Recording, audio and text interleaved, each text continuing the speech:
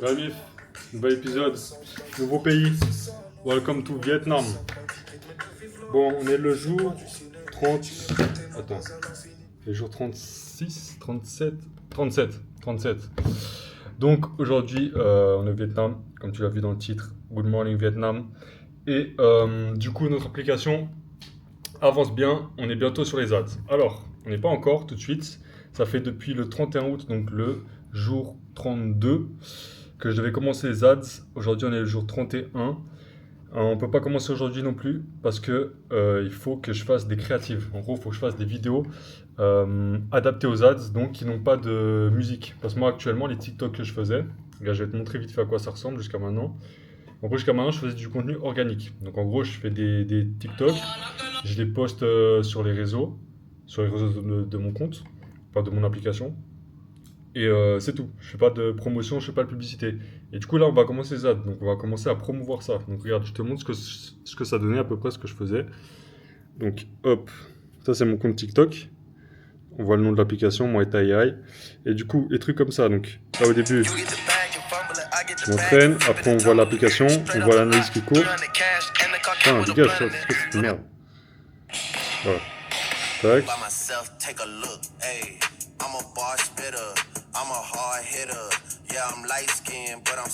Voilà. Donc soit des fois je faisais des vidéos du coup de moi, soit je prenais des vidéos sur internet, donc ça donne des trucs un peu comme ça.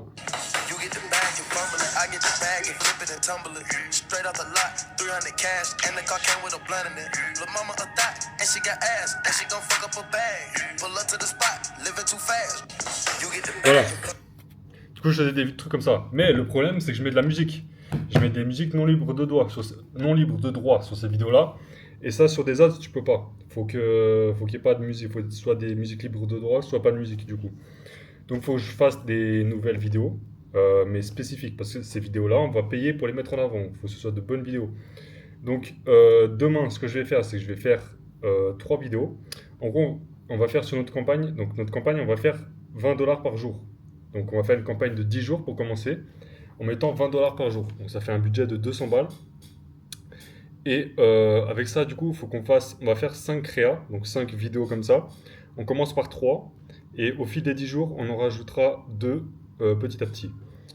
En gros, comment ça se passe? C'est que TikTok, donc là j'ai fait mon compte sur TikTok, Ads Manager, machin, tout ça, ça a pris un peu de temps, mais bon, bref, ça c'est bon, c'est fait. TikTok, ils vont prendre tes vidéos, donc là par exemple, je leur soumets 3 créas pour ma campagne à 20 dollars par jour. Ils vont pousser ces 3 vidéos, ils vont les mettre en avant. Il y en a une sur les 3 qui va performer un peu mieux que les autres. Du coup, ils vont mettre un peu plus d'effort sur elle. C'est pour ça qu'il faut en mettre plusieurs et pas en mettre une seule. Parce que si tu as une seule qui performe mal, bah ça marche pas bien.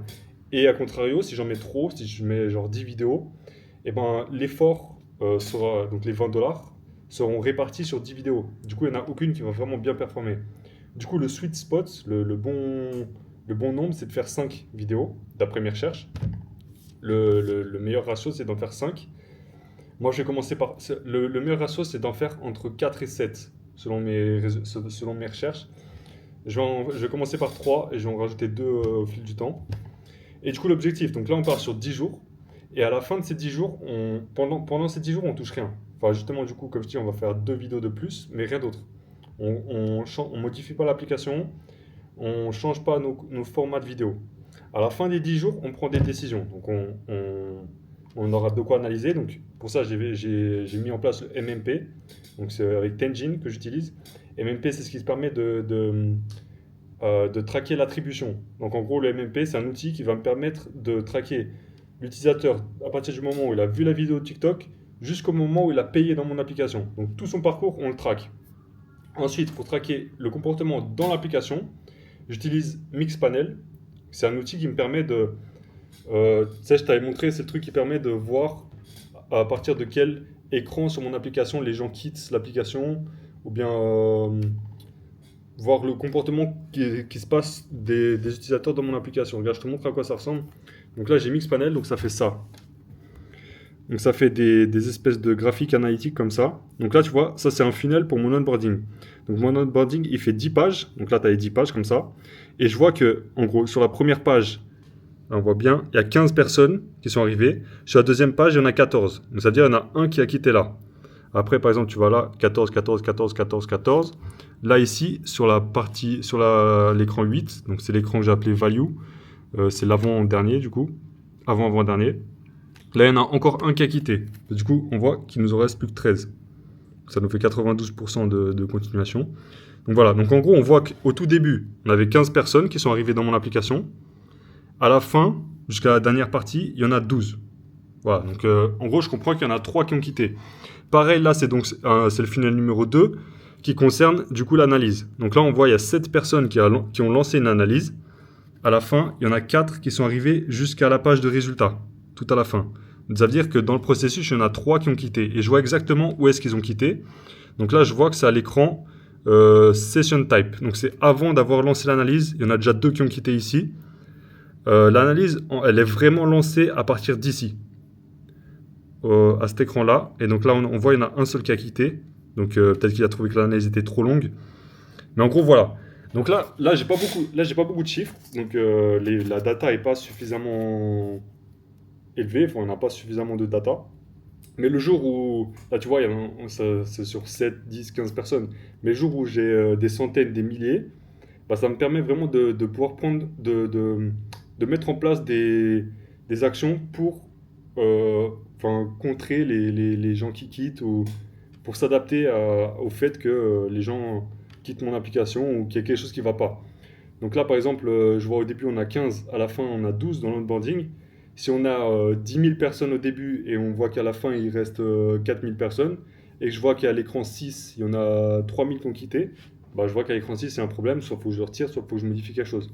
Donc c'est très important de faire ça. Ça j'ai mis en place du coup dès maintenant, donc ça c'est bon, c'est très utile. Là comme je t'ai dit, tu vois, on voit les graphiques comme ça, c'est très visuel, c'est très parlant, directement tu comprends, hop là il y a un problème, là ça va, machin et tout. J'ai un autre aussi pour la monétisation. Donc là, en gros, dans mon application, j'ai différents paywalls. Enfin, j'ai un paywall. Donc, paywall, c'est le mur de paiement. C'est là où les utilisateurs se voient proposer les différents prix de mon application. Mais il y a différentes façons de l'entrée. Donc là, par exemple, je vois le paywall numéro 1, c'est celui de l'onboarding. Donc, c'est celui que le plus de monde vont voir. Là, on voit qu'il y en a 8 qui l'ont vu. Bah, c'est celui qui est proposé à tout le monde. Là, on a le paywall à la fin d'une analyse. Donc en gros, là, hop, tout à la fin de l'analyse, une fois que l'utilisateur il a vu son résultat, on lui montre le paywall. Donc là, on voit qu'il y en a 3 qui en ont vu. Et sur ça, en gros, là, tu vois, j'ai tous mes différents paywalls. Et ici, je vois les conversions.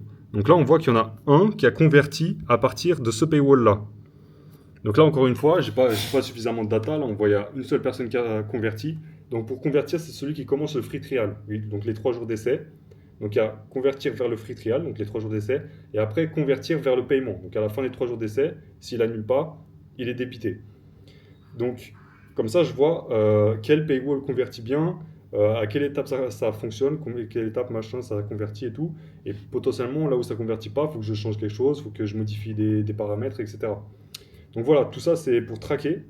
Et donc tout ça, j'ai mis en place, très important, avant de commencer les ads. Donc là, maintenant, tout ça est en place, ça c'est tout bon. Donc maintenant, on va pouvoir commencer les ads correctement. Et je ne vais pas mettre de l'argent bêtement, perdre et les jeter par les fenêtres, enfin bref.